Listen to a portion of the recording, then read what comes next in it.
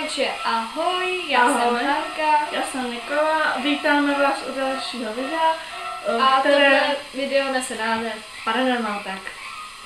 Je takzvaně 10 otázek, na které budeme odpovídat ohledně paranormálních věcí, a kdo neví, co je to paranormální věci, tak si to vygooglujte.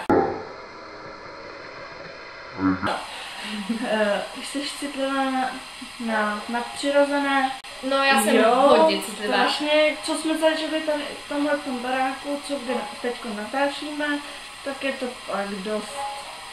A prostě fakt, já prostě nevím, no. Jsem na to strašně citlivá, věřím na to už asi od malička a zažila jsem si toho prostě hodně. Přesně tak. Věříš na duchy, anděly strážné a podobně? Jo, věřím i na duchy, i na anděly strážní. Prostě věřím na anděly strážní, protože prostě už se mi něco stalo a mám s tím zkušenosti i s duchama, takže podle mě jakoby, kdo si to prostě neskusil, tak neví, co je prostě duch, anděl a nevěří na to. Nevěří prostě na to. Tak. Už jsi někdy nechala předpovědět budoucnost? Pokud neudělala bys to? Ne, neudělala. Protože by mi to úplně rozvrátilo celý život. Měla bych prostě takovou trému, co bude dál prostě.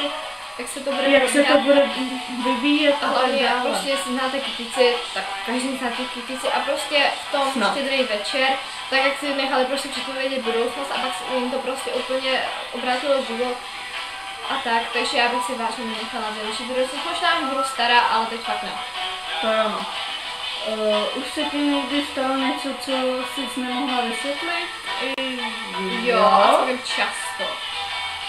Třeba včera večer. Věříš v Boha? No, jo, ale prostě, když si představím Boha, tak to prostě není takový ten dlouhovlasej, vousatý, co má jako přes sebe bílý plášť, ale prostě představím něco tam prostě nahoře a prostě chrání nás před zlem a tak. Ale jakoby, když se mi něco stane, něco třeba ohledně toho paranormálního, tak si prostě modlím se, skřížím nohy, ruce a tak. Ale jinak fakt nejsem jakože věřící. Máš strach ze smrti? Jo. Myslím si, že každý má strach ze smrti. Po našem věku, protože my jsme hodně mladí na to, aby jsme umřeli. Přesně tak. Máš nějaké ochranné rituály nebo předměty, které v určitých situacích používáš?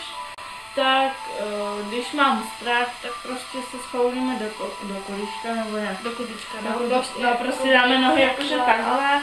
A nebo máme křížek. Já mám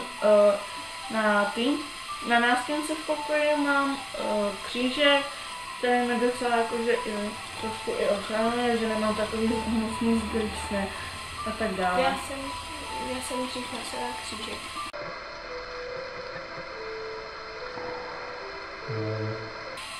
Co je pro tebe zlo? Zlo je to, co někdo udělá ostatní hnusný. Prostě hnusný věci. Když někdo někoho zabije, nebo... Prostě to je zlo. Už jsi někdy žila? To asi každý. Řekla bych, že aspoň jednou už, jo. A ten pocit déjà vu, to je to nejhorší. Nejlepší je, když už jsi žila a má se to stát, takže si dáš pozor to, co jsi udělal předtím.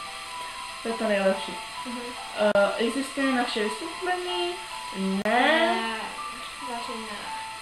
To prostě to by nebyl život. Že kdyby na všechno se vědělo, na všechno by bylo vysvětlení, tak to bez toho by nebylo prostě ta zábava, že to nevíš prostě. To je to nejlepší, na to. Takže děkujeme za každé zhlídnutí, like, odběr, komentář, odběr. Jestli se to teda věděli víc videí, tak dejte odběr, tak nevím, aby myslíš tady. Mně se objev.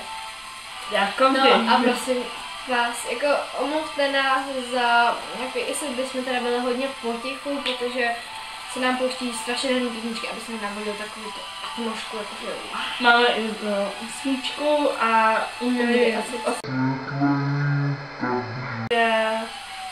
doufám, že to bude dobrý a nebude to takový...